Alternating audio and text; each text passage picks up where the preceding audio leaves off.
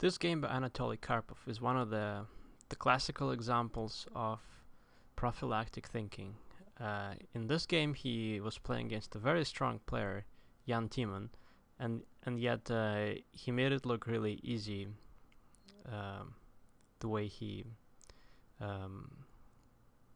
exploited the weaknesses in the position of his opponent, and it seemed like he didn't do anything very special, and the opponent's position just kind of fell apart by itself. But if you actually look a little bit deeper into this game, it will become more clear that there's a lot of strategic thinking behind every move that Karpov plays, and understanding those little details is quite important for improving your understanding of the game of chess.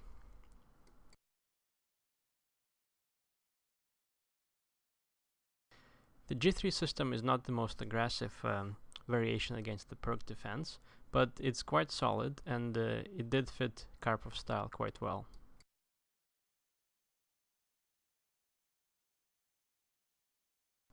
Here White has an important choice, whether to spend time on pawn to h3 to cover up the g4 square, or to play castle right away.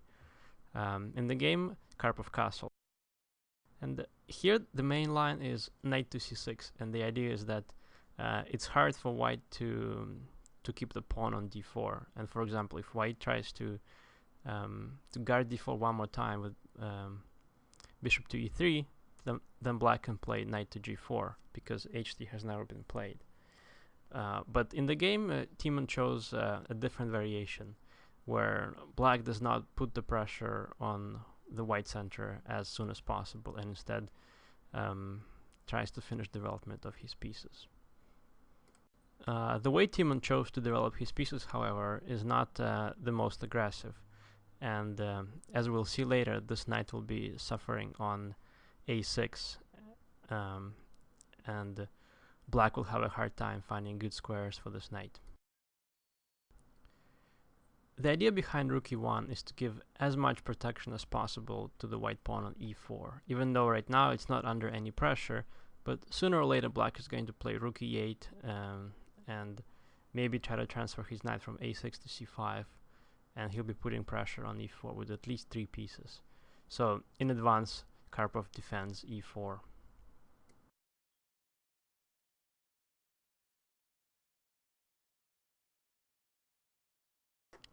So Karpov puts the bishop on g5, even though Black can force the bishop to retreat with pawn to h6, and then White's really not going to exchange on f6. He's just going to go back with bishop e3.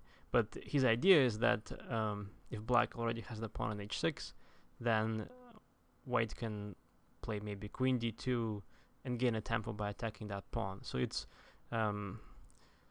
encouraging Black to create more weaknesses in his position. At the same time, by playing bishop g5 first, White allowed Black an opportunity like queen to b6, which he probably should have tried here. Instead, he just played h6.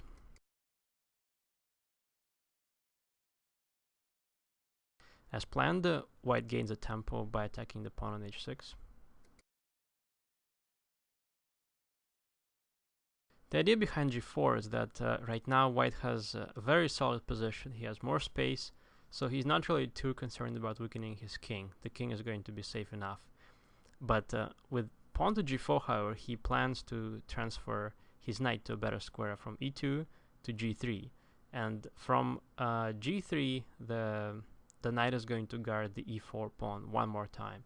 So this game is a really thematic illustration of overprotecting the key squares in your position, and e4 is one of those key squares for White.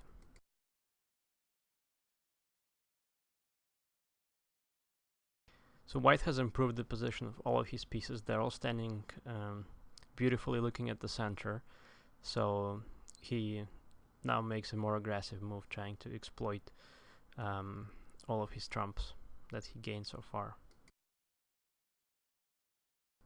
It's obvious that with pawn to b5, Black wants to play pawn to b4 and force the knight to retreat from the c3 square. Of course, Karpov prevents it quite easily. Black plays pawn to b4 anyway, but in this situation, the knight on c3 gets to stay, and also the pawn on a7 now is going to be isolated from all the other pawns, and is going to be quite a weakness in black's position. Here it looks like white's initiative in the center and on the king side is quite strong, and he can do whatever he wants. He could play g5, f5, maybe take on e5, think of some kind of sacrifices. But Karpov looked into the position a little bit deeper, and he wanted to understand, okay, what is black's plan here? And he realized that black has a plan. He wants to play pawn to a5, then bishop to a6, and then maybe take on d4 and maybe play pawn to c5 or something like that. So and if white plays knight to e2, knight c3 to e2 a little bit later, and then pawn to c3, once the bishop is on a6, then the black knight will come to d3. So as soon as possible, Karpov wants to prevent this whole development, and he just wants to drive the knight away from b4 as soon as possible, before that knight has a chance to come to d3.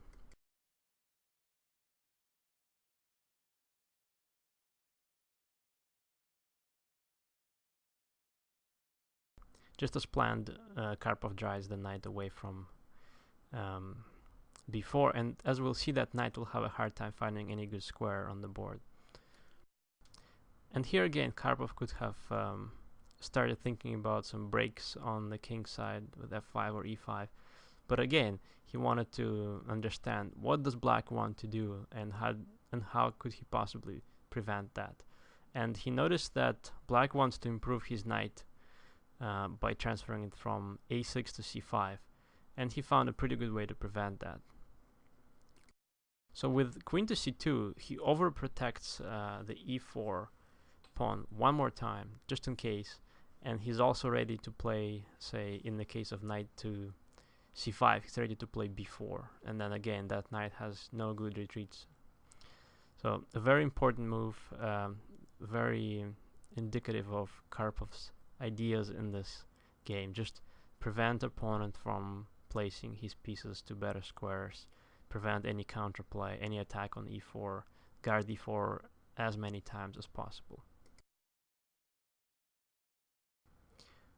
With knight to f3, again, Karpov is preventing knight to c5, because now if black plays knight to c5, then white can play e5, and then the d pawn will not be able to capture on e5, because then the knight is going to hang on c5. So with knight to f3, white opened up the diagonal for the bishop. Here Karpov realized that black doesn't really have any good useful moves, and he also realized that with rook to e7, black wants to probably play something like bishop to e8, and then open up the rooks basically on the d and the e file. And Karpov realized that against that maneuver, he has a good plan of just hitting that knight on a6 with queen d3, and there won't be any more bishop c8. So he doesn't see any useful move for his opponent, and he just plays a quiet move that makes his own position slightly better. Once the bishop is on f2, the e pawn is guarded one more time, because now the rook on e1 is also guarding it. And now it turns out that if black goes knight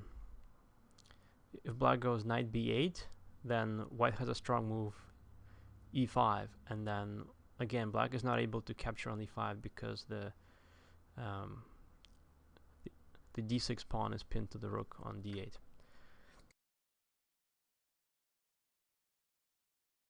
So it turns out that by just going around with his own pieces on the third and second rank, white has now basically obtained a winning position, because black doesn't have a good way to guard the pawn on a5, and he cannot take on b2, because then rook e to b1 is going to trap that queen. White has won the pawn and has a strategically winning position. Again, capturing on b2 is not possible because of rook b1.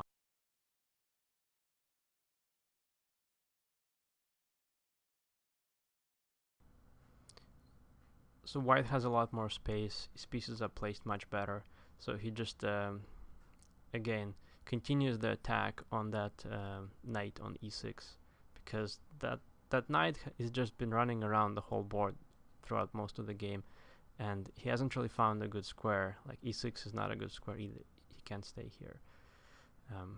So white's pretty much winning at this point.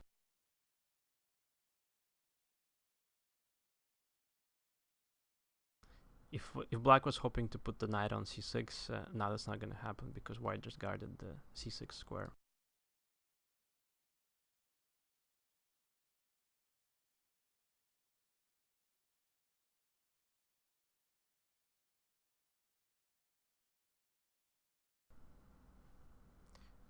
So white has opened up the center, and it turns out that black's pieces are placed very badly, and they're not able to defend all the weaknesses. And in particular, the c5 pawn is really hard to protect for black. So down 2 pawns in a very bad position against the world champion, Timman resigned. A very instructive game that shows how you can win games by just maneuvering around with pieces in your own camp, as long as you have considerable space advantage and your opponent is creating weaknesses in their own position.